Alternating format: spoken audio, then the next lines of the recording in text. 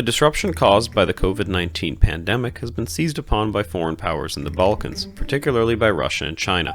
Both have used the pandemic to sow distrust in existing institutions and to improve the perception of themselves in the region. Prior to the pandemic, the Kremlin used a variety of instruments to this end, including direct or indirect ownership of local media outlets, building networks of friendly journalists and content creators, as well as providing free content in the local languages. During the coronavirus crisis, Russia and China accelerated their disinformation campaigns with a focus on reducing regional support for the EU and the broader West. Coronavirus-related propaganda narratives have served as informational weapons of Moscow and Beijing's global competition for influence. A report from the European External Action Services showed that the two countries continued to target conspiracy theories and disinformation at audiences in the EU and the wider neighborhood. Prominent theories claim that the virus originated as either an American biological weapon or that it is caused by 5G and has been engineered by the global elite to conceal a secret economic crisis. Russian and Chinese donations of medical aid have been instrumentalized as part of a wider publicity campaign, presenting Moscow and Beijing as the only true allies which come to the rescue of countries in need.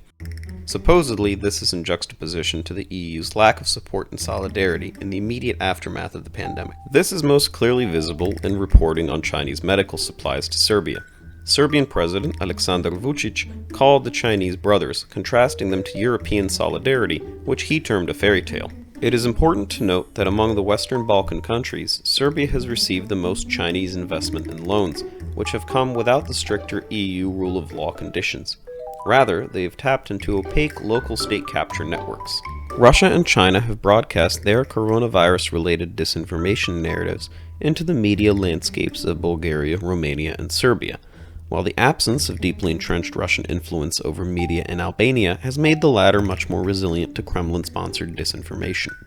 The pandemic has highlighted the effectiveness of existing disinformation channels and how they have undermined trust in democratic governance. Disinformation narratives have sunk deepest in the countries whose national governments were already distrusted. In order to avoid becoming a political scapegoat, the EU should increase engagement with its southeastern member states. Only then will it be perceived as a significant contributor to regional prosperity.